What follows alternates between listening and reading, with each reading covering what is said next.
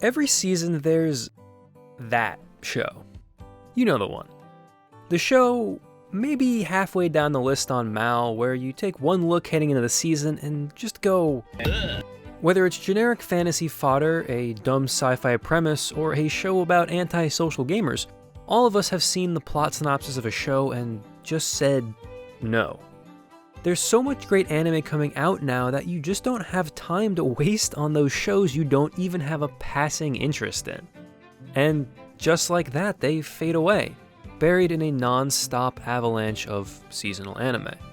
Back in winter, that show for me was, regrettably, bottom-tier character Tomozaki. Until it wasn't. Tomozaki is a show that sounds like it's going to be awful, or to be kinder, pretty bland. At its simplest, it's a show about a top-tier gamer who has no social skills and hates anything that's not Smash Brothers, miraculously getting the most popular girl in school to help him learn how to dress better and to talk to people. It's a brand of show that I feel like has been done to death at this point, and one that I've been bored with in the past. One where, surely all of the female leads miraculously fall for the main guy, even though he barely showers.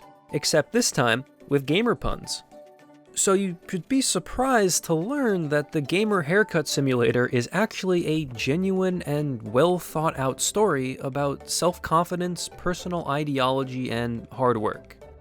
I was surprised too. I mean, if you didn't pick up on it, I didn't even start watching Tomozaki until it was over. And it took two of my friends, my trusted tastemakers, repeatedly telling me it was good to finally take that plunge.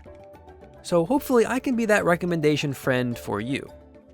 Tomozaki is a show that starts out about exactly as you would expect it to, with a disgruntled high school boy complaining about his life. Only this time, he's calling it a bottom-tier game. How quirky. But through the excess of video game references and metaphors, it slowly starts to subvert your expectations and become something a bit more meaningful. The earliest example of this is when Tomozaki meets Hinami for the first time. After the obvious twist that the other top-tier player he's been battling against is a cute girl, one would expect this to turn into an awkward first date of sorts. No, she hates him. Like straight up, she's disgusted when this nerd rolls up with his baggy pants and uncombed hair. It's only after berating this poor gamer that she takes any interest in him at all, and that's simply because he stands up for himself and shows that he's willing to put in the work to change. And that's ultimately the through line that I think makes this show so appealing. Sure, Tomozaki is exactly who you think he is at the very start of the show, but instead of just magically gaining social standing because he met a popular girl, you watch him slowly work to change himself both inside and out.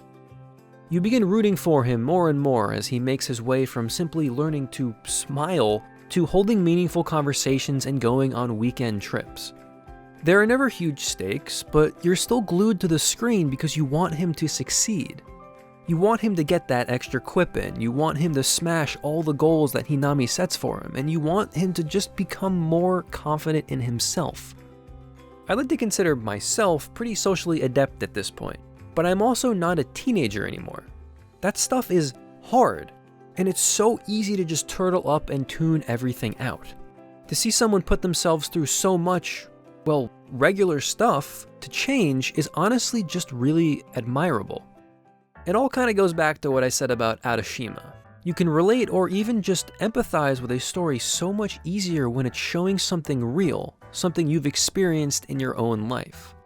And while I don't think this show is as grounded as Blue Girl is, it still presents a relatable dilemma and a realistic, albeit somewhat rose-colored, portrait of being in high school.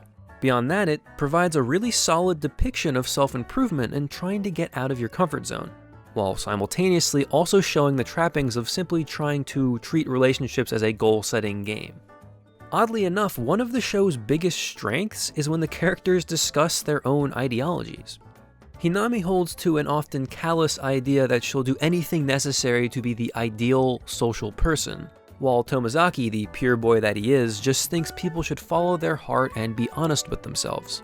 Of course, they sometimes get a bit overdramatic with this, but they're high schoolers, I'm going to cut them some slack on that. For the audience, it provides an interesting philosophical angle to a show that, at its core, is still kind of a rom-com.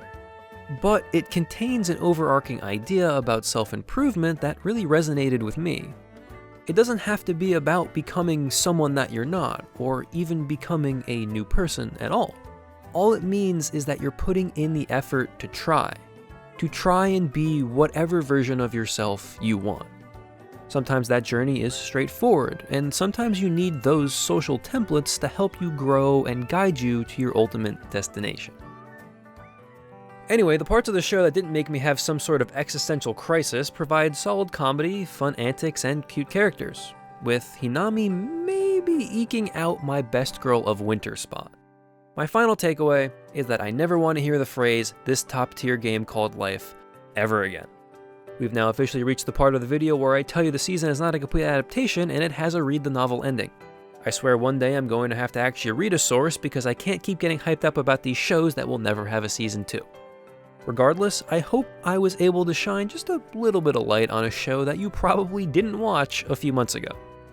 While I don't think the message here is that you need to watch every single mid-tier show that pops up each season, I do think it's a nice lesson that there can be some real gems waiting in the unlikeliest of places.